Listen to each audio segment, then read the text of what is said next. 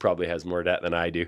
And we were just talking about some of the troubles that are forming in farming, and not just farming, but just in general in our society from the debt that's been incurred in the last 5 to 10 years. And he said that, oh, I know your banker's not your buddy, right? And it is fascinating how people of all ages, I think older people even more, but probably younger people too, they just consider, like, people that are in business, they consider their banker to be like this advisor, and they don't realize that the banker is literally just selling them the debt. Like a banker maybe in the 70s was that way. They're a business, and their business is selling you debt. Yeah. They get paid their Christmas bonus based on how much money they lent Exactly. you. And I've realized that because I've owed large sums of money of varying degrees, and I always found that they're quite readily available to give it to me.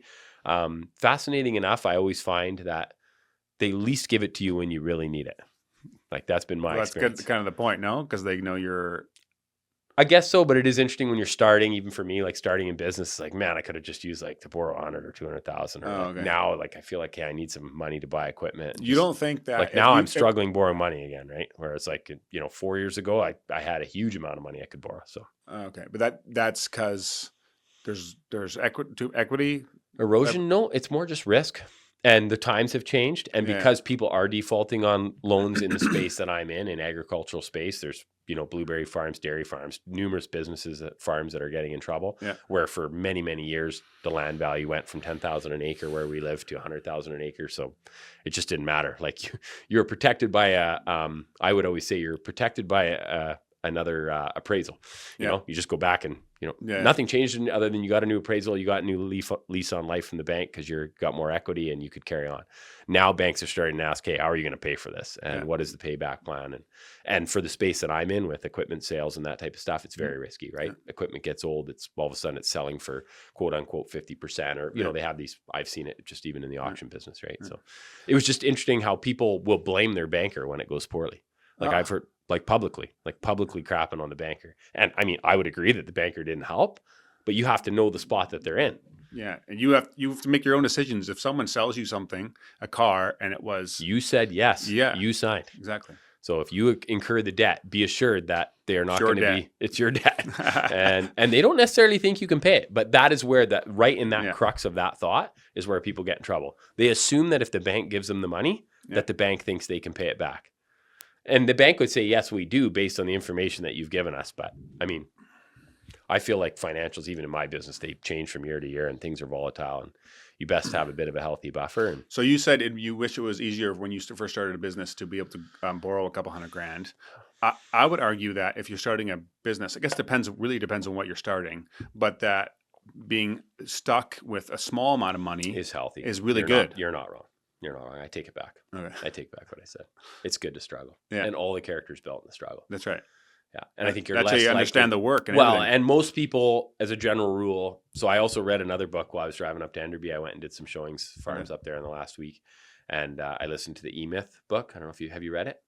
Great book for you to read. Another great book. Goes on a bit long, but it's the E-Myth Revisited. I think the guy's written numerous versions. Interestingly enough, I Wikipedia'd him after I finished reading most of the book, and he'd been married 4 times. And so I felt like I needed to take a bath. Yeah, take a bath. I was just like, why am I listening to this dummy? But anyways, I digress. A lot of good stuff in there. He talks about the 3 types of people that make up a business person, be like the technician, the manager, and the entrepreneur. And he talks about how most business owners, as a general rule, small businesses across North America, are just technicians that got sick of working for the man and wanted to start their own business. And it's like, they don't realize what it all means to be an entrepreneur. They don't understand all parts of being a business. And that really resonated with me because I see many people that are phenomenal mechanics, let's say, and then they're going to be like, oh, I'm going to open up my own mechanic shop. And some will do well because some will have enough of a skill set to kind of pony it together. But it was just fascinating to hear, even for myself, kind of realize like, hey, what pieces am I in? Yeah. I mean, you see that, I've seen that in the firearms industry quite a bit, where you saw a lot of companies that were capping out at the $3 to $5 million mark. And it was because it were guys that loved guns and started screwing around in the back shed and started making something and selling it, whatever. And then they started making different parts, whatever. But they are just, it's their hobby. It's what they love to do. Like, that's what they do when they weren't working, right? And it ended up being their work. And they're not necessarily have the skills to, and they're very opinionated on doing it a certain way, because guns are very much like, this is what my dad said and my grandpa used this gun and stuff like that. And so you're kind of tunnel visioned almost even in what you're thinking is possible. You're able to, yeah. Which I think was actually an advantage that MDT had early on, was that I didn't have any really firearms history, whatever. Didn't grow up Okay. You with guys guns. were all, everybody at MDT Yeah. was a blank slate. Well, for sure, a lot of people in leadership were, and so Okay. it like gives you really open mind, right? Because you're just like, you need to listen to the people. What are the actual people, customers, and saying stuff like that, listening to them, and that's what you're creating. Because you're like, I'm not the expert here, so you're listening a lot. The expertise came in like running the business side And building stuff that people want. That's Fascinating. right. Yeah, and that made a big difference. Yeah. Okay.